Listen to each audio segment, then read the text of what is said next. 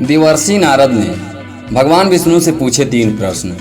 पहला प्रश्न, किस श्राप के कारण स्त्रियां पराये पुरुष से संबंध बनाती हैं? और दूसरा प्रश्न, पति के साथ धोखा करने वाली स्त्री के साथ क्या होता है?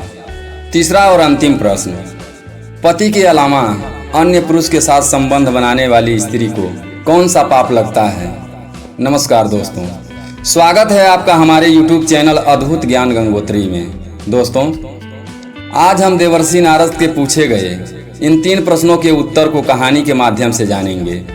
तो इस वीडियो को बिना स्किप किए लास्ट तक जरूर देखें। और अभी तक आपने हमारे चैनल को सब्सक्राइब नहीं किया है तो कृपया चैनल को सब्सक्राइब जरूर कर दें। तो चलिए शुरू करते हैं। एक समय की बात है, नारायण नारायण करते हुए देवर्षि नारद भगवान विष्णु के पास आते हैं और उनको प्रणाम करके कहते हैं, हे प्रभु, आज मैं पृथ्वी लोक भ्रमण करते हुए आ रहा था तो हमने देखा कि कई स्त्रियां आप ही की पूजा व्रत कर रही थी। कई स्त्रियां तो विष्णु पुराण का पाठ कर रही थी और आप ही की पूजा मन से मग्न होकर कर रही थी। जो स्त्रियां सर्व गुणों से संपन्न पति की चाह रखती हैं, वो उपवास तथा निर्जला व्रत करती हैं, आपको ही परम परमेश्वर के रूप में पूजती हैं।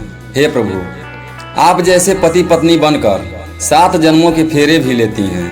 प्रभु, एक शाश्वत सत्य यह भी है कि माँ लक्ष्मी और भगवान विष्णु की जोड़ी तीनों लोकों में अनंत काल से प्रख्यात है। किंतु आज मैंने एक विचित्र घटना को देखा। कुछ स्त्रियां पति के आंखों में धूल झोंक कर अन्य पुरुषों के साथ अनैतिक संबंध बना रही थी। यह देखकर मेरे मन में 3 प्रश्न उठे हैं।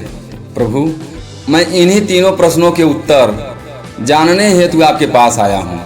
कृपा करके आप हमें इन तीनों प्रश्नों का उत्तर बताकर हमारे मन को शांत करें। तब भगवान विष्णु कहते हैं, हे नारद, आप अपनी शंकाओं को निसंकोच होकर कहें, मैं अवश्य ही आपकी शंकाओं का निवारण करूँगा। तब देवर्षि नारद कहते हैं, हे प्रभु, मेरा पहला प्रश्न है कि किस श्राप के कारण स्त्रियां पराये पुरुष से संबंध बनाती हैं? और मेरा दूसरा प्रश्न है कि पति से धोखा करने वाली स्त्री के साथ क्या होता है? और तीसरा प्रश्न है कि पति के अलावा अन्य पुरुष के साथ संबंध बनाने से स्त्री को कौन सा पाप लगता है? दोस्तों, तब भगवान विष्णु कहते हैं, हे नारद, आपने समस्त नारी जात के कल्याण हेतु बहुत ही महत्वपूर्ण प्रश्न किए हैं। इस सारे प्रश्नों के उत्तर मैं आपको एक कथा के माध्यम से देता हूँ। आप इस कथा को ध्यान से सुनें। जो भी स्त्री पुरुष इस कथा को ध्यान पूर्वक सुनते हैं, उनकी सारी मनोकामनाएं पूरी हो जाती हैं तथा उन्हें मनचाहा जीवन साथी मिल जाता है। जो कोई इस कथा का प्रसार करता है, उस पर मेरी कृपा दृष्टि सदैव बनी रहती है। तब देवर्षि नारद कहते हैं, हे प्रभु, मैं इस कथा को पूरा ध्यान से सुनूंगा और इसका प्रसार भी करूंगा। कृपा करके इस भक्त की जिज्ञासा को शांत करें। तब भगवान विष्णु कहते हैं, हे नारद, एक समय की बात है, ब्रह्मा जी ने जब सृष्टि निर्माण का कार्य शुरू किया था, तब स्त्री की रचना करने में उन्हें कई वर्षों तक अभ्यास कर हर अंग और उसके अंदर गुणों की रचना करनी पड़ी।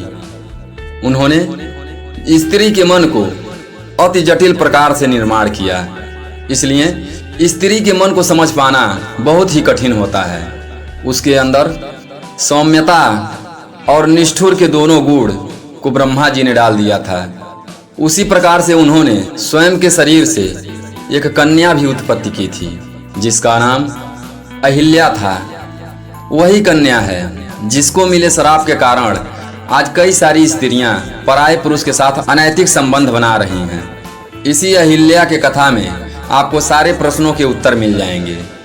देवी अहिल्या अत्यंत सुंदर, गुणवान और चरित्रवान स्त्री थी, जिसे वरदान था कि वह हमेशा के लिए केवल 16 वर्ष आयु की सुंदर कन्या बनी रहेगी और कभी भी उसकी सुंदरता कम नहीं होगी।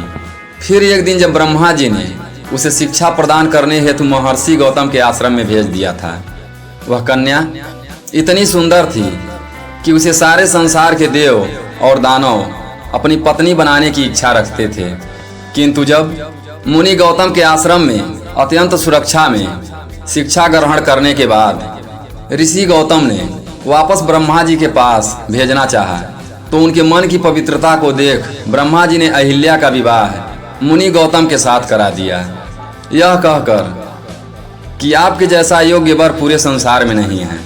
दोस्तों, तब भगवान विष्णु कहते हैं, हे नारद, फिर कुछ दिन बीतने के बाद जब देवी अहिल्या गंगा तट पर स्नान करने हेतु गई थी, उसी समय देवराज इंद्र भी उसी वन में विहार करने के लिए आए थे।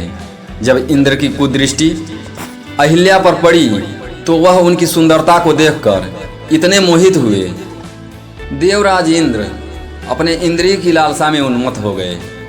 दोस्तों, जब इंद्र को इस बात का पता चला उनका विवाह ऋषि गौतम के साथ हो चुका है, फिर भी वह अहिल्या के पीछे अहिल्या को पाने के लिए पड़ गए।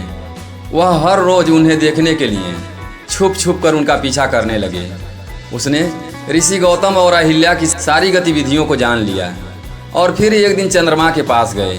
मित्रों, भगवान विष्णु कहते हैं, हे नारद, जब भी कोई व्यक्ति अपने मित्र का चुनाव करता है तो सबसे पहले उनके विचार एक जैसे ही होते हैं। जैसे कि किसी चोर का मित्र चोर ही होता है और संत का मित्र संत होता है। फिर एक दिन इंद्र और चंद्र ने मिलकर एक योजना बनाई, जिसके अनुसार एक रात को इंद्रदेव मुनि गौतम के भेष में अहिल्या के पास जाएंगे और चंद्रमा इस जोखिम भरे कार्य में उनकी सहायता करेंगे। हे नारद, चंद्रमा ने भी अपने गुरु से धोखा किया था, जिसका कारण यह था कि चंद्रमा के गुरु देवगुरु बृहस्पति हैं। एक बार चंद्रमा शिक्षा हासिल करने के लिए बृहस्पति के पास गए थे। वहाँ चंद्रमा बृहस्पति की पत्नी तारा की सुंदरता पर मोहित हो गए और उनसे प्यार करने लगे। इसके बाद तारा चंद्रमा के साथ चली गई और बृहस्पति को छोड़ दिया। चंद्रमा को भी इसके फलस्वरूप श्राप मिल चुका था। दोस्तों, भगवान विष्णु कहते हैं, हे नारद, फिर एक दिन की बात है, देवराज इंद्र और चंद्रमा की योजना के अनुसार इंद्र ने महर्षि गौतम का तथा चंद्रमा ने एक मुर्गे का रूप धारण कर लिया और वे दोनों ही ऋषि की कुटिया के पास पहुंचे। अभी रात्रि का दूसरा पहर समाप्त होने वाला ही था कि तभी मुर्गा बने चंद्रमा ने बांग लगा दिया, जिस कारण से मुनि गौतम की आंखें खुल गई और वे उठकर गंगा में स्नान करने हेतु घर से बाहर निकल गए। वहीं दूसरी तरफ महर्षि गौतम बने देव इंद्र ने अहिल्या की कुटी में प्रवेश किया। तभी देवी अहिल्या को संदेह हुआ और वे कहने लगी, हे स्वामी, आप तो अभी अभी स्नान करने हेतु गए थे, फिर इतनी शीघ्रता से वापस लौटकर क्यों आए हैं? कोई समस्या है? कोई समस्या है तो आप मुझे बताइए। तभी मुनि रूप धारण करने वाले इंद्र बोले, हे देवी, मेरे मन में काम वासना जाग उठी है, आप इसे शांत कीजिए, फिर मैं स्नान पूजा आदि कार्य हेतु चला जाऊंगा। अपने पति को ऐसे व्याकुल देख देवी अहिल्या शर्माते हुए बोली, हे स्वामी, अभी तो प्रातः काल है, इस समय मुझे काम क्रीड़ा करना ठीक नहीं लगता। किंतु इंद्र ने अहिल्या को अपने पतिव्रता धर्म की कसम दिलाते हुए उन्हें शारीरिक संबंध बनाने पर मजबूर किया। आगे भगवान विष्णु कहते हैं, हे नारद, दूसरी तरफ जब ऋषि गौतम स्नान करने हेतु जब गंगा तट पर गए तो उन्होंने देखा कि कोई भी अन्य व्यक्ति वहाँ पर नहीं था और काफ़ी समय बीत जाने के बाद भी वहाँ गहरा अंधेरा छाया हुआ था। उन्हें जब किसी अनहोनी का आभास हुआ तब वे शीघ्रता से अपने घर वापस आए और उन्होंने देखा कि कोई अन्य व्यक्ति उनके जैसा भेष बनाकर उनकी ही पत्नी के साथ भोग विलास कर रहा है। ऋषि गौतम को देखकर अहिल्या और देवराज इंद्र अचरज में पड़ गए तथा शर्म के मारे दोनों ने झुकी नज़रों से अपने वस्त्र परिधान किए। तभी ऋषि गौतम को अपनी पत्नी की ऐसी हालत देख उन्हें बहुत गुस्सा आया और वे बोले, हे दुष्ट नारी, आज तूने अपना पतिव्रता धर्म खंडित किया है। अभी इसी क्षण मैं तुम्हें त्याग देता हूँ। तुम्हें अपने और पराये पुरुष में कुछ भी भेदभाव महसूस नहीं हुआ। तुमने देवी होकर भी ऐसा घृणित कार्य और सामाजिक निंदनीय कार्य किया है। आज मैं तुम्हें और समस्त नारी जाति को यह श्राप देता हूँ कि तुम कभी भी अपनी काम वासना को शांत नहीं कर पाओगी। हमेशा भोग विलास की चाह में तुम अपने धर्म को भी भूल जाओगी। दोस्तों, भगवान विष्णु कहते हैं, हे नारद, देवी अहिल्या अपने पति के चरणों में गिरकर उनसे विनती करने लगी। वह करुणा विलाप करते हुए क्षमा याचना करने लगी। फिर वे अपने पत्नी से बोले, हे अहिल्या, तुमने आज न केवल अपने पतिव्रता धर्म को भंग किया है, बल्कि तुमने एक गुरु का भी भयंकर अपमान किया है, जिससे मुक्ति मिलना असंभव है। तभी देवी अहिल्या ने अपनी दिव्य शक्ति से ब्रह्मा जी का आवाहन किया, किंतु दूसरी तरफ उन्होंने श्राप देते समय बोला कि तुम्हारा शरीर हमेशा हमेशा के लिए पाषाण का बन जाएगा। दोस्तों, आगे भगवान विष्णु कहते हैं, हे नारद, उसी समय ऋषि गौतम ने जब देवराज इंद्र और चंद्र की तरफ देखा तो वे दोनों मुनि के गुस्से को देखकर स्वयं के असली रूप में आकर मुनि के चरणों में गिर पड़े और गिड़गिड़ाने लगे।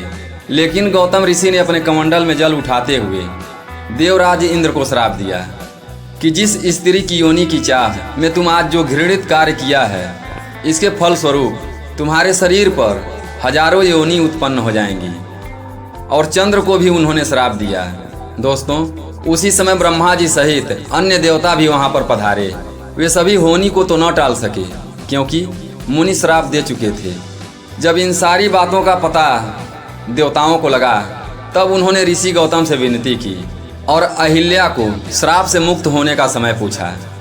तब मुनि गौतम ने बताया कि त्रेता युग में श्री हरि के अवतार राम आएंगे और इस पाषाण रूपी मूर्ति को पैर से छूने के बाद ही वह इस पाप से मुक्त हो जाएगी। तब तक के लिए इस स्त्री की आत्मा को घोर नरक की यातनाएं भोगनी पड़ेंगी। उसे यमराज द्वारा कई जन्मों तक नरक की सजाएं भुगतनी पड़ेंगी और उसे भोगने के बाद भी तुम्हें तुच्छ प्राणी की योनि में जन्म लेना पड़ेगा। वहीं दूसरी तरफ देवराज इंद्र के शरीर पर जब 1000 योनि उभर आई तो सभी देवी देवता उन पर हंस हंस कर उनका उपहास करने लगे। तब इंद्र सहित सभी देवता गौतम से इस श्राप का उपाय मांगने लगे, तो उन्होंने सभी का सम्मान करते हुए उन सारी योनियों को आंखों में बदल दिया। दोस्तों, भगवान विष्णु कहते हैं, हे देवर्षि नारद, अब आपको समझ आ ही गया होगा कि किस श्राप के कारण पराये पुरुषों के साथ संबंध बनाती हैं। और जो भी स्त्री दूसरे पुरुषों के साथ भोग विलास करती हैं, उसे कई वर्षों तक नरक की सजाएं भोगनी पड़ती हैं। जो भी स्त्री अपने पतिव्रता धर्म का पालन करती हैं, उस पर मेरा आशीर्वाद बना रहता है। अगर कोई स्त्री जाने अनजाने में यह पाप करती हैं, तो उसे घोर नरक की सजाएं भोगनी पड़ती हैं और किसी भी प्रकार के व्रत, तप और उपवास का फल प्राप्त नहीं होता है। उसके सारे पुण्य कर्म शून्य हो जाते हैं। हे नारद, आपके तीसरे प्रश्न के अनुसार पति को धोखा देकर पराये पुरुष के साथ संबंध बनाने वाली स्त्री के सारे पुण्य समाप्त हो जाते हैं। और जो भी पुरुष दूसरों की पत्नी के साथ जबरदस्ती या मजबूरी में गलत कर्म पाप करता है, उसे भी मृत्यु के बाद नरक में ही जाना पड़ता है और अगले जन्म में उस पुरुष को किन्नर की योनि प्राप्त होती है। जो भी स्त्री या पुरुष अपने जीवन साथी के साथ छल करते हैं, धोखा देते हैं, उन्हें भी कई प्रकार के कष्ट भोगने पड़ते हैं। हे नारद, अब मैंने आपके सारे प्रश्नों के उत्तर दे दिए हैं। तब देवर्षि नारद कहते हैं, हे प्रभु, आज मैं अपने इन तीनों प्रश्नों का उत्तर पाकर धन्य हो गया हूँ। और फिर देवर्षि नारद भगवान विष्णु को प्रणाम करते हैं और नारायण नारायण करते हुए देवलोक की भ्रमण के लिए निकल जाते हैं। दोस्तों, आशा करता हूँ कि यह कहानी आपको पसंद आई होगी। तो वीडियो को लाइक करें और कहानी कैसी लगी कमेंट में अपनी राय जरूर दें और इस वीडियो को अपने दोस्तों के साथ ज़्यादा से ज़्यादा शेयर करें। फिर मिलते हैं एक नई कहानी के साथ अगली वीडियो में। तब तक के लिए अपना ख्याल रखें, हमेशा खुश रहें। हमारे साथ वीडियो में अंत तक बने रहने के लिए धन्यवाद।